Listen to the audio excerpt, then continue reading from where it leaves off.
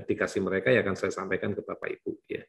Mungkin berita resminya besok setelah saya bicarakan dengan mata hati ya, yang punya stok ya. Kita akan atur lagi bagaimana yang terbaik untuk Bapak Ibu ya untuk mendapatkan produk dengan harga yang lebih murah. Ya. Saya kira itu Pak Heri yang bisa saya sampaikan kepada teman-teman. Saya kembalikan waktunya ke Pak Heri. Monggo Pak Heri. Oke, terima kasih Dr. Ali. Informasi pertama, kita memenuhi kuota ya. Tadi lebih dari 50, sekarang 50, tadi sempat lebih. Jadi malam hari ini ada door prize yang kita undi. Sekali lagi, yang belum mengisi absen, silahkan. Saya tunggu sebentar. Nanti akan kita undi seperti biasa secara online. Saya intip absennya. Ada berapa?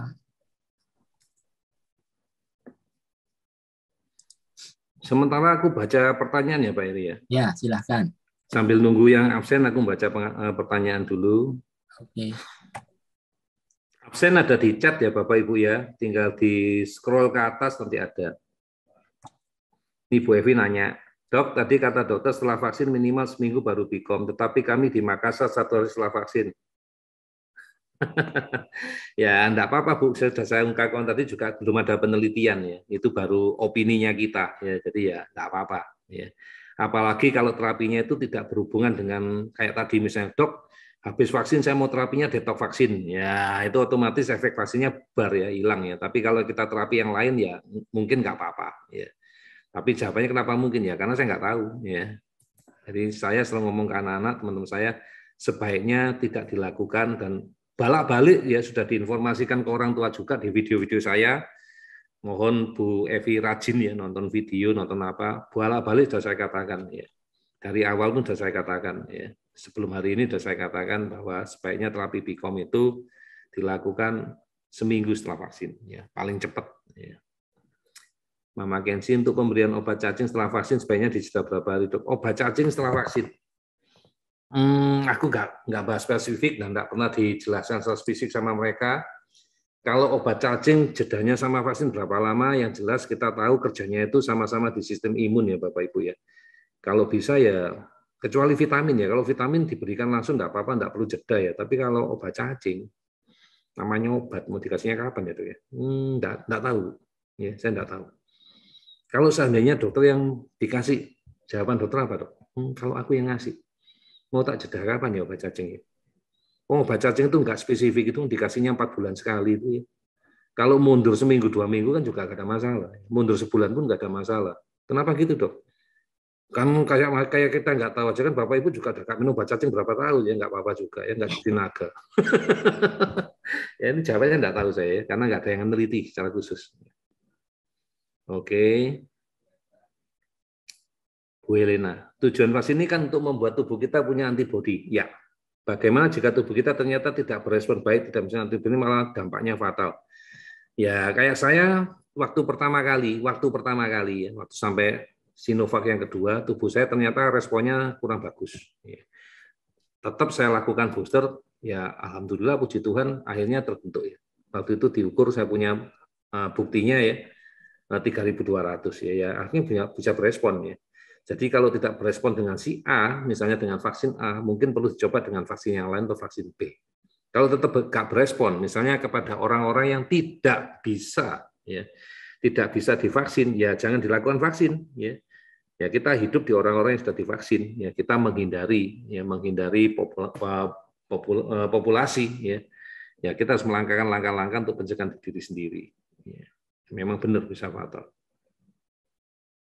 Bagaimana cara mendeteksi awal apakah tubuh kita akan merespon dengan baik? Nggak tahu. Orang alergi juga nggak tahu ya, harus terpapar. Dok, apakah saya alergi sama telur? Lah, kamu pernah makan telur nggak? Enggak. Ya kamu makan dulu. Dengan makan telur itu nanti tubuhmu akan mencoba berkenalan dengan antigen, akan bereaksi. Dok, dulu saya makan telur nggak apa-apa dok, tapi sekarang makan telur jadi bisulan. Nah itu reaksi tubuhmu. Ya, yang pertama kali karena tubuhmu belum mengenal, ternyata dari kenalan pertama itu dia trauma, sehingga waktu telur masuk yang kedua kali, ketiga kali tubuhmu bereaksi. Nah, itu caranya kita mengenal. Ya termasuk dengan vaksin yang pertama. mungkin tidak timbul masalah, tapi yang kedua bisa berakibat fatal, ya. Dan kita tidak akan pernah tahu caranya mendeteksi, ya.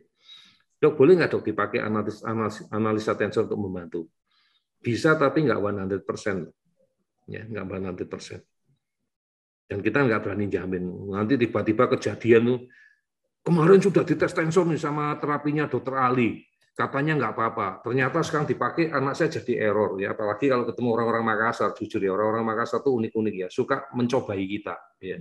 Jadi dia sudah tahu masalahnya apa, terus nggodain anak-anak saya dengan minta dilakukan tes.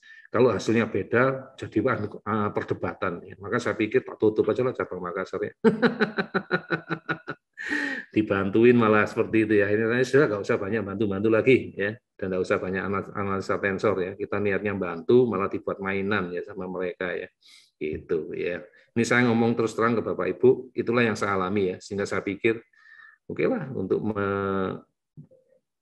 mempermudah hidup saya ya. Ya sudahlah, saya nggak mau repot-repot lagi ya. Saya mau yang santai-santai aja. Ya. Anak saya alergi terhadap vaksin BCG kuning di Asira, apakah aman? Nah, berarti Ibu perlu baca lagi, ya. Karena vaksin BCG kuning atau merah di Asira itu berbeda dengan apa yang Ibu maksud. Tolong Bapak, Ibu Helena ya, nonton lagi ya tentang tes Asira ya.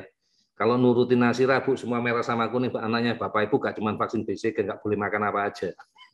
Tolong dibaca ya, tolong ditonton lagi dengan baik videonya ya. Jawabannya bukan seperti itu. Jawab dari awal capek Pak Iri, 2 jam sendiri nanti Asira ya. Pak Firsa, apakah stiker hologram itu sama yang ditempel di building? Beda ya. Stiker itu hanya media kayak USB. Ya, jadi kalau USB atau CD atau apapun ya sama untuk media penyimpan. Itu media penyimpan aja. Yang disimpan filenya beda-beda ya. Ada yang isinya lagu, ada yang isinya video, ada yang isinya dokumen ya, beda-beda ya. Jadi tidak sama. Itu frekuensi yang khusus ya, berbeda. Ya. Oke Bu Winda, terima kasih. Aku belum ke Sragen, Bu Feni udah ke Sragen duluan ya, ketinggalan saya ya. Pak AWK juga udah ke Sragen. Kita ketinggalan Pak Eri. Jauh sih kita ya, lebih jauh kita dibandingkan mereka ya. Nggak apa-apa.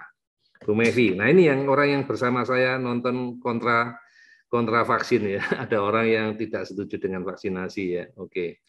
Dok, setelah vaksin kan nggak bisa langsung dikom. Ya, bagaimana bila setelah vaksin timbul reaksi alergi, anaknya yang sensitif terhadap bahan vaksin. Nah, kalau yang ini terpaksa kita lakukan terapi. Ya, jadi kita terpaksa lakukan terapi karena pertimbangannya adalah mengancam nyawa. Ya, jadi kalau nggak mengancam nyawa, dinikmati aja. Dok, cuma bentol, biarin lah ya. Biar tubuhnya membentuk antigen antibodi itu. Tapi kalau mengancam nyawa, ya terpaksa kita lakukan terapi. Ya, jadi beda ya. Gitu. Jadi bukan masalah antigennya terbentuk, ini nggak cocok ya di terapi ya. Pak Eri juga nanya nih, selamat malam dan selamat datang, enggak ya. Mevi nih, Dok, tetes hidung anti COVID masih ada. Aku lupa ya, aku jujur lupa dan kayaknya apakah dulu aku buat ya, aku gak ingat ya, jujur gak ingat ya. Kalau yang aku buat itu dulu tak pindah di vitamin A.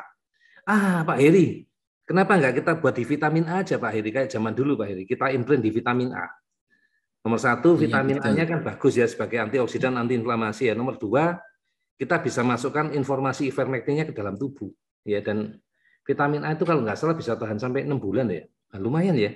Ya, 6 bulan. Bener ya, untuk Bu Mevi ngingeti tetes hidung. Aku jujur lupa ya Bu Mevi ya.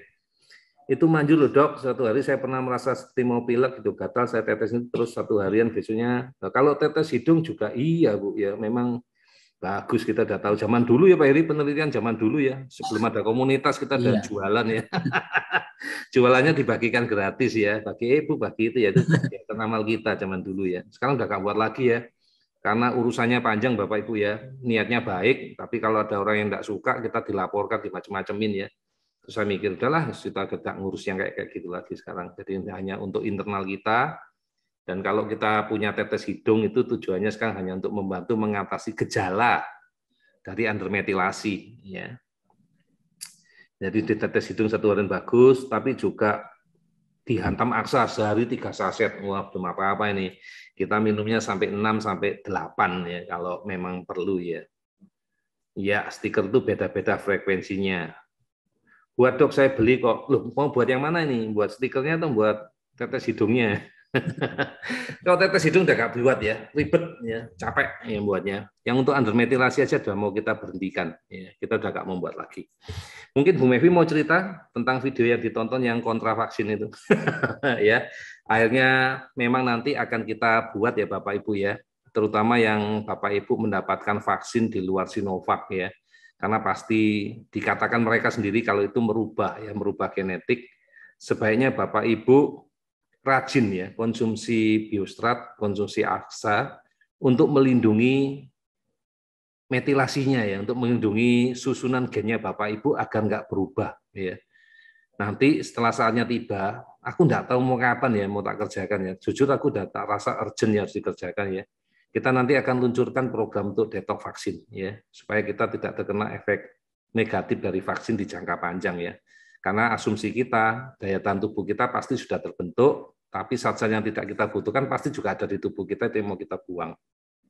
Oke, saya kira cuma itu Pak Heri, sudah nggak ada pertanyaan lagi, saya kembalikan ke Pak Heri. Monggo Pak Heri. Oke, kita lanjutkan untuk pengundian door prize. Sebentar, saya siapkan. Apakah sudah kelihatan? Sudah. Oke, langsung saja. Yang pertama,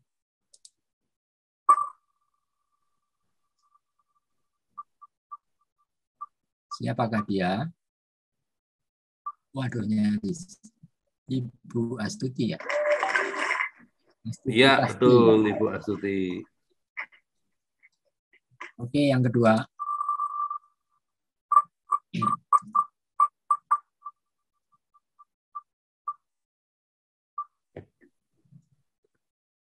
Kali. Ya, selamat ya. Yang ketiga.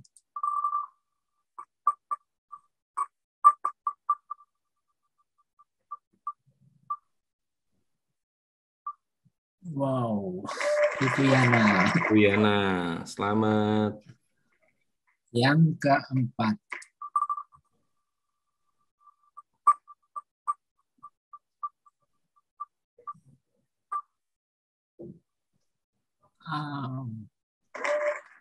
Ini diulang ya. Ini kalau karena sama diulang, ya biar adil lah ya. Ini saking beruntungnya ini ya, luar biasa. Ya, sekarang yang keempat lagi diulang.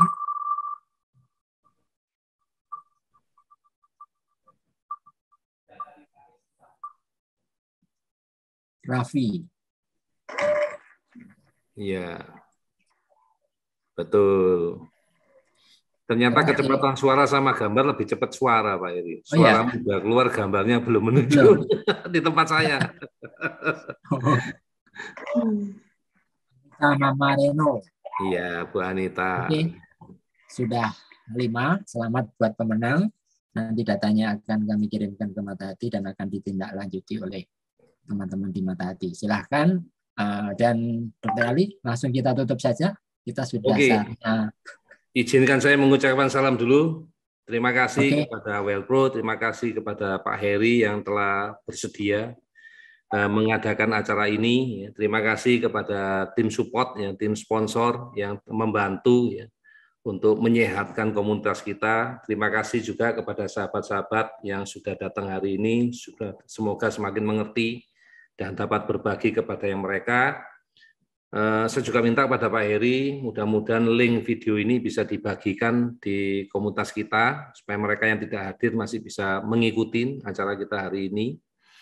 Kemudian yang terakhir, izinkan saya pamit, saya mau bekerja bersama Pak Heri, masing-masing bekerja di rumah. Assalamualaikum warahmatullahi wabarakatuh, sampai ketemu lagi, selamat malam. Waalaikumsalam, sampai ketemu lagi. Oke. Acara sudah selesai. Terima kasih untuk Bapak Ibu semua. Acara kita sudahi, kita tutup. Terima kasih untuk kehadirannya. Sampai ketemu di pertemuan mendatang. Oke, selamat malam. Terima kasih.